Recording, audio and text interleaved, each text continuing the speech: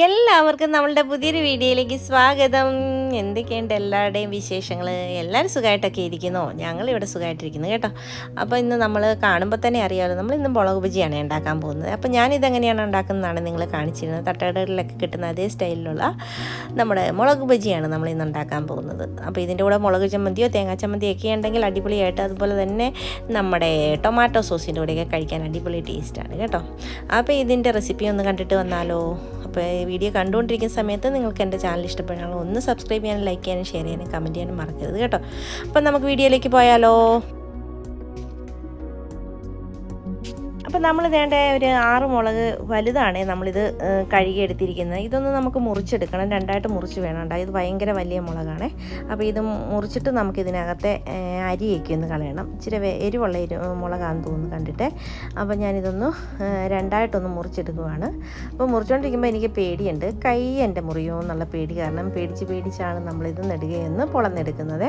അപ്പോൾ അതിൻ്റെ പിടിക്കാനുള്ള ഇതും കൂടെ കറക്റ്റായിട്ട് കിട്ടണമല്ലോ, അതുകൊണ്ട് ഞാൻ പതുക്കെ ഒന്ന് മുറിച്ചെടുക്കുകയാണ്. അപ്പം ഇതുപോലെ രണ്ടാക്കി ഒന്ന് മുറിച്ചെടുത്ത് എല്ലാം ഒന്ന് നമുക്ക് റെഡിയാക്കി എടുക്കാം. അപ്പം തേണ്ടേ ഇതുപോലെയാണ് പൊളന്നിടുന്നത്. ഇനി അതിനകത്ത് അരിയൊക്കെ ഉണ്ട്, അതൊന്ന് കളയണം. ഇതെല്ലാം കൂടെ പൊളന്ന് വെച്ചതിന് ശേഷം അരി കളയാമെന്ന് വിചാരിച്ച് എല്ലാം ഓരോന്നോരോന്ന് പൊളന്ന് വെക്കുവാണേ. അപ്പോൾ ഇത് പൊളന്നെടുത്തിട്ട് നമുക്കിതിൻ്റെ ബാറ്റർ ഒന്ന് റെഡിയാക്കി എടുക്കണം. അപ്പോൾ അതിനായിട്ട് ഞാൻ ബാറ്റർ ഒന്ന് ആക്കി എടുക്കാൻ പോവാണേ. അതിനായിട്ട് ഞാനിവിടെ 250 ml കപ്പിൽ 2 കപ്പ് കടലമാവാണ് എടുത്തിരിക്കുന്നത്. അതിലേക്ക് ഒരു 2 ടേബിൾ സ്പൂണോളം അരിപ്പൊടി ചേർത്ത് കൊടുക്കുന്നത്. കുറച്ചുകൂടി ഒന്ന് ക്രിസ്പി ആകാൻ വേണ്ടിയിട്ടാണ്. നമ്മൾ ഇത് ഇടിയപ്പത്തിൻ്റെ അരിപ്പൊടിയാണ് ചേർത്ത് കൊടുത്തിരിക്കുന്നത്. അത് ചേർത്ത് കൊടുത്തതിന് ശേഷം ഒരു 1/4 ടീസ്പൂണോളം പെരിഞ്ജീരകത്തിൻ്റെ പൊടി ചേർത്ത് കൊടുത്തിട്ടുണ്ട്. ഒരു 1/2 ടീസ്പൂണോളം ഇഞ്ചി വെളുത്തുള്ളി പേസ്റ്റും, പിന്നെ ഒരു 1/4 ടീസ്പൂണിൽ കുറച്ച് ചെറിയ ജീരകത്തിൻ്റെ പേസ്റ്റും, ഉപ്പുപൊടിയും, അതുപോലെ തന്നെ നമ്മൾ കാശ്മീരി മുളക് പൊടിയാണ് ചേർത്ത് കൊടുത്തിരിക്കുന്നത്. ഇനി കുറച്ച് സോഡാപ്പൊടിയും കൂടെ ചേർത്ത് കൊടുക്കുന്നുണ്ട്. ഇനി ഇതെല്ലാം കൂടെ നന്നായിട്ടൊന്ന് മിക്സ് ചെയ്തെടുക്കാം. കായപ്പൊടി ചേർക്കാൻ മറന്നാണ്, ഇടയ്ക്ക് ഞാൻ ചേർത്ത് കൊടുക്കുന്നുണ്ട് കേട്ടോ. ഒരു നുള്ളു കായപ്പൊടിയും കൂടെ നമ്മളിതിലേക്ക് ചേർത്ത് കൊടുക്കണം. മുളക് ബജി ഉണ്ടാക്കുമ്പോൾ നമ്മൾ നല്ല കട്ടിയുള്ള ബാറ്ററാണ് വേണ്ടത്. കാരണം മുളക് നന്നായിട്ട് അതിനകത്ത് മുങ്ങി കിടന്നിട്ട് വേണം നമുക്കിത് ഉണ്ടാക്കിയെടുക്കാനായിട്ട്. അതുകൊണ്ട് ഇപ്പോഴാണ് നമ്മൾ കായപ്പൊടി ഇട്ട് കൊടുക്കുന്നത്, മറന്നു പോയിരുന്ന സത്യത്തിൽ കേട്ടോ.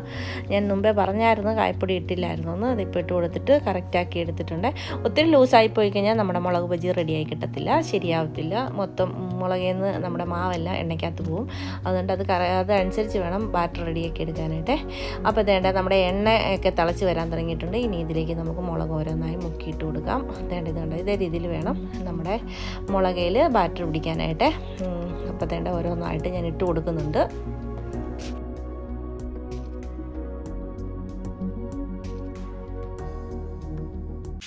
ഇനി തിളച്ച എണ്ണയായതുകൊണ്ട് ഒരു 5 മിനിറ്റ് കഴിയുമ്പോൾ നമുക്കിതൊന്ന് മറിച്ചും തിരിച്ച് ഇട്ട് കൊടുക്കാം.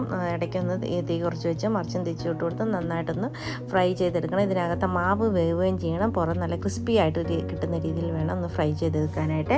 അപ്പോൾ ഞാനിതൊന്ന് മറിച്ചിട്ട് കൊടുക്കുവാണ്. ഇച്ചിരി പ്രയാസമാണ് അങ്ങോട്ടും ഇങ്ങോട്ടും ഒന്ന് മറിച്ചിടാനായിട്ട് കേട്ടോ. തിളച്ച എണ്ണയാണ്ട് ഞാൻ പേടിച്ചാണ് മറിച്ചിടുന്നത്. എനിക്കിതിനൊക്കെ കുറച്ച് പ്രാക്ടീസ് കുറവാണ്, അതുകൊണ്ടാണ്.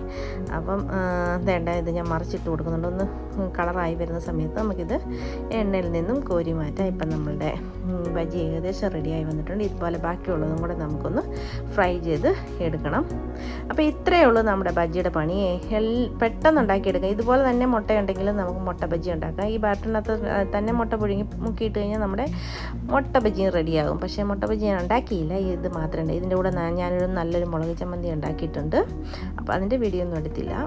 അപ്പം മുളക് ബജി ഇഷ്ടമുള്ളവരൊക്കെ ഇതേ രീതിയിലൊന്നും ഉണ്ടാക്കി നോക്കണം കേട്ടോ. നല്ല അടിപൊളി ടേസ്റ്റാണ്. നമുക്ക് ഫ്രഷ് ആയിട്ട് നമ്മുടെ വീട്ടിൽ തന്നെ നമുക്ക് ഇതുപോലെയൊക്കെ ഉണ്ടാക്കിയെടുത്ത് കഴിക്കാൻ പറ്റും.